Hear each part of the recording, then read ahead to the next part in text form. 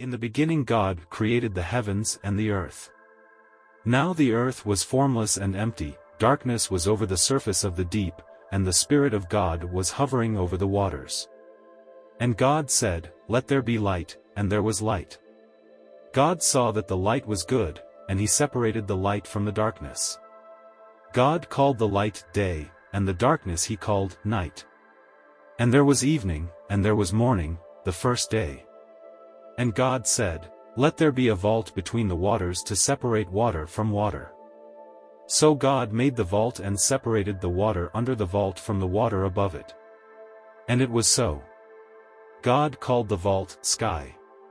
And there was evening, and there was morning, the second day. And God said, "Let the water under the sky be gathered to one place, and let dry ground appear." And it was so. God called the dry ground land, and the gathered waters he called seas. And God saw that it was good. Then God said, "Let the land produce vegetation, seed-bearing plants and trees on the land that bear fruit with seed in it, according to their various kinds." And it was so. The land produced vegetation, plants bearing seed according to their kinds and trees bearing fruit with seed in it according to their kinds. And God saw that it was good. And there was evening, and there was morning, the third day. And God said, "Let there be lights in the vault of the sky to separate the day from the night, and let them serve as signs to mark sacred times, and days, and years, and let them be lights in the vault of the sky to give light on the earth." And it was so. God made two great lights, the greater light to govern the day and the lesser light to govern the night. He also made the stars. God set them in the vault of the sky to give light on the earth, to govern the day and the night, and to separate light from darkness. And God saw that it was good. And there was evening, and there was morning, the fourth day. And God said, "Let the water teem with living creatures, and let birds fly above the earth across the vault of the sky." So God created the great creatures of the sea and every living thing with which the water teems and that moves about in it, according to their kinds, and every winged bird according to its kind. And God saw that it was good. God blessed them and said, "Be fruitful and increase in number and fill the water in the seas, and let the birds increase on the earth." And there was evening, and there was morning, the fifth day. And God said, "Let the land produce living creatures according to their kinds, the livestock, the creatures that move along the ground, and the wild animals, each according to its kind." And it was so. God made the wild animals according to their kinds, the livestock according to their kinds, and all the creatures that move along the ground according to their kinds. And God saw that it was good. Then God said, "Let us make mankind in our image, in our likeness, so that they may rule over the fish in the sea and the birds in the sky, over the livestock and all the wild animals, and over all the creatures that move along the ground." So God created mankind in his own image. In the image of God he created them, male and female he created them. God blessed them and said to them, "Be fruitful and increase in number, fill the earth and subdue it.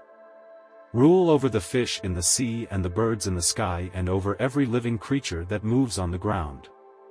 Then God said, "I give you every seed-bearing plant on the face of the whole earth and every tree that has fruit with seed in it.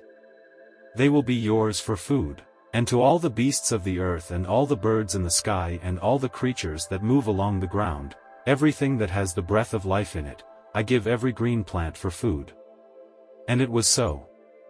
God saw all that he had made, and it was very good. And there was evening, and there was morning, the sixth day. Thus the heavens and the earth were completed in all their vast array. By the seventh day God had finished the work he had been doing, so on the seventh day he rested from all his work. Then God blessed the seventh day and made it holy, because on it he rested from all the work of creating that he had done. This is the account of the heavens and the earth when they were created, when the Lord God made the earth and the heavens.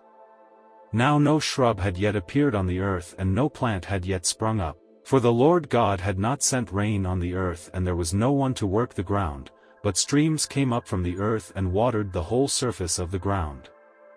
Then the Lord God formed a man from the dust of the ground and breathed into his nostrils the breath of life, and the man became a living being.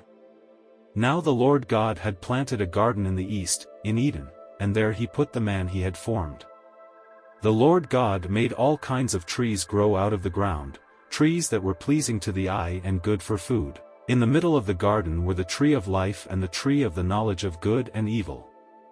A river watering the garden flowed from Eden, from there it was separated into 4 headwaters.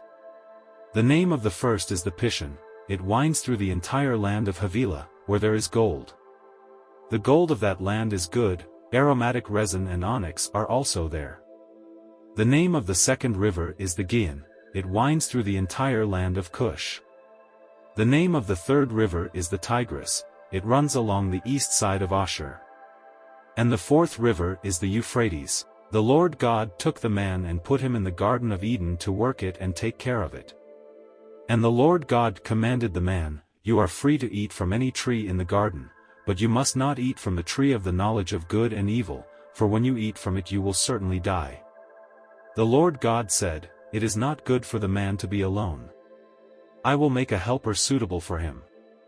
Now the Lord God had formed out of the ground all the wild animals and all the birds in the sky. He brought them to the man to see what he would name them, and whatever the man called each living creature, that was its name.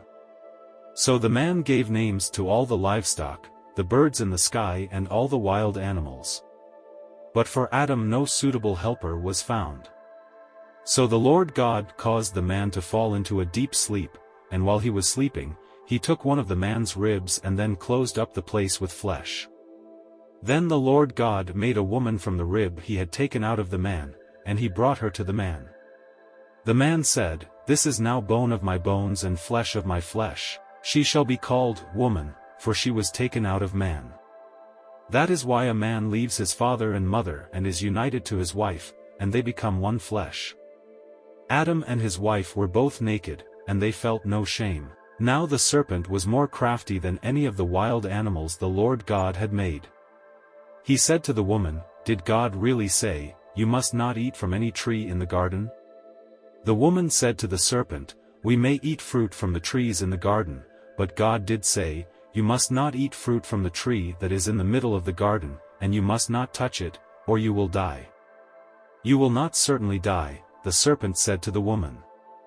"For God knows that when you eat from it your eyes will be opened, and you will be like God, knowing good and evil." When the woman saw that the fruit of the tree was good for food and pleasing to the eye, and also desirable for gaining wisdom, she took some and ate it.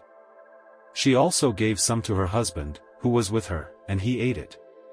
Then the eyes of both of them were opened, and they realized they were naked, so they sewed fig leaves together and made coverings for themselves. Then the man and his wife heard the sound of the Lord God as he was walking in the garden in the cool of the day, and they hid from the Lord God among the trees of the garden. But the Lord God called to the man, "Where are you?" He answered, "I heard you in the garden, and I was afraid because I was naked, so I hid." And he said, "Who told you that you were naked? Have you eaten from the tree that I commanded you not to eat from?" The man said, "The woman you put here with me, she gave me some fruit from the tree, and I ate it."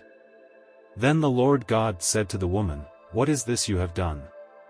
The woman said, "The serpent deceived me, and I ate." So the Lord God said to the serpent, "Because you have done this, cursed are you above all livestock and all wild animals. You will crawl on your belly and you will eat dust all the days of your life. And I will put enmity between you and the woman, and between your offspring and hers, he will crush your head, and you will strike his heel." To the woman he said, "I will make your pains in childbearing very severe, with painful labor you will give birth to children. Your desire will be for your husband, and he will rule over you." To Adam he said, "Because you listened to your wife and ate fruit from the tree about which I commanded you, you must not eat from it. Cursed is the ground because of you, through painful toil you will eat food from it all the days of your life. It will produce thorns and thistles for you, and you will eat the plants of the field. By the sweat of your brow you will eat your food until you return to the ground, since from it you were taken, for dust you are and to dust you will return." Adam named his wife Eve, because she would become the mother of all the living. The Lord God made garments of skin for Adam and his wife and clothed them. And the Lord God said, "The man has now become like one of us, knowing good and evil.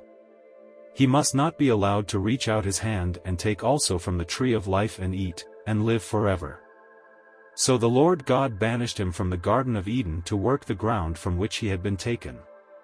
After he drove the man out, he placed on the east side of the Garden of Eden cherubim and a flaming sword flashing back and forth to guard the way to the tree of life. Adam made love to his wife Eve, and she became pregnant and gave birth to Cain.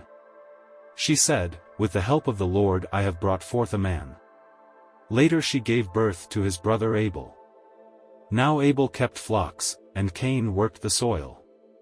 In the course of time Cain brought some of the fruits of the soil as an offering to the Lord. And Abel also brought an offering, fat portions from some of the firstborn of his flock. The Lord looked with favor on Abel and his offering, but on Cain and his offering he did not look with favor. So Cain was very angry, and his face was downcast. Then the Lord said to Cain, "Why are you angry? Why is your face downcast? If you do what is right, will you not be accepted? But if you do not do what is right, sin is crouching at your door. It desires to have you, but you must rule over it." Now Cain said to his brother Abel, "Let's go out to the field." While they were in the field, Cain attacked his brother Abel and killed him. Then the Lord said to Cain, "Where is your brother Abel?" "I don't know," he replied.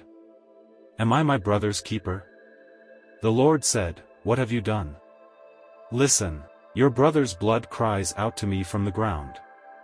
Now you are under a curse and driven from the ground, which opened its mouth to receive your brother's blood from your hand.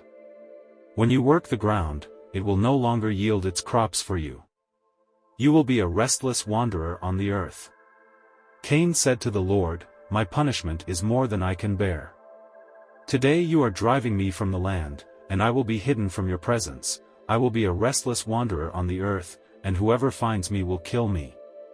But the Lord said to him, "Not so. Anyone who kills Cain will suffer vengeance 7 times over." Then the Lord put a mark on Cain so that no one who found him would kill him. So Cain went out from the Lord's presence and lived in the land of Nod, east of Eden. Cain made love to his wife, and she became pregnant and gave birth to Enoch. Cain was then building a city, and he named it after his son Enoch. To Enoch was born Irad, and Irad was the father of Mehujael, and Mehujael was the father of Methuselah, and Methuselah was the father of Lamech. Lamech married 2 women, one named Adah and the other Zillah. Adah gave birth to Jabal. He was the father of those who live in tents and raise livestock. His brother's name was Jubal. He was the father of all who play stringed instruments and pipes. Zillah also had a son, Tubal-Cain, who forged all kinds of tools out of bronze and iron. Tubal-Cain's sister was Naamah. Lamech said to his wives, Adah and Zillah, "Listen to me, wives of Lamech, hear my words. I have killed a man for wounding me, a young man for injuring me. If Cain is avenged 7 times, then Lamech 77 times." Adam made love to his wife again, and she gave birth to a son and named him Seth, saying, "God has granted me another child in place of Abel, since Cain killed him." Seth also had a son, and he named him Enosh. At that time people began to call on the name of the Lord. This is the written account of Adam's family line. When God created mankind, he made them in the likeness of God. He created them male and female and blessed them. And he named them mankind when they were created. When Adam had lived 130 years, he had a son in his own likeness, in his own image, and he named him Seth. After Seth was born, Adam lived 800 years and had other sons and daughters. Altogether, Adam lived a total of 930 years, and then he died. When Seth had lived 105 years, he became the father of Enosh. After he became the father of Enosh, Seth lived 807 years and had other sons and daughters. Altogether, Seth lived a total of 912 years, and then he died. When Enosh had lived 90 years, he became the father of Kenan. After he became the father of Kenan, Enosh lived 815 years and had other sons and daughters. Altogether, Enosh lived a total of 905 years, and then he died. When Kenan had lived 70 years, he became the father of Mahalalel. After he became the father of Mahalalel, Kenan lived 840 years and had other sons and daughters. Altogether, Kenan lived a total of 910 years, and then he died. When Mahalalel had lived 65 years, he became the father of Jared.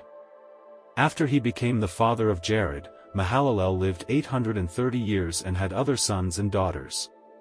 Altogether, Mahalalel lived a total of 895 years, and then he died. When Jared had lived 162 years, he became the father of Enoch. After he became the father of Enoch, Jared lived 800 years and had other sons and daughters. Altogether, Jared lived a total of 962 years, and then he died.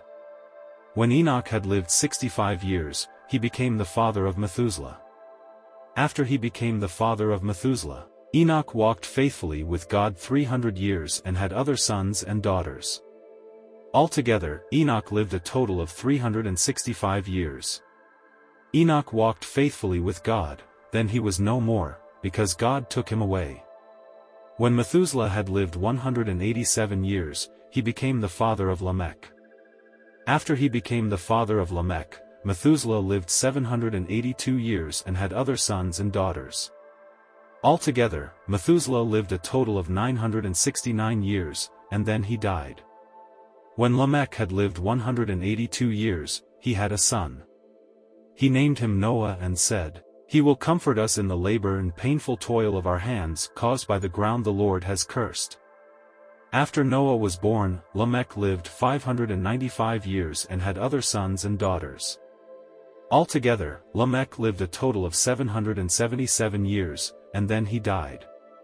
After Noah was 500 years old, he became the father of Shem, Ham and Japheth.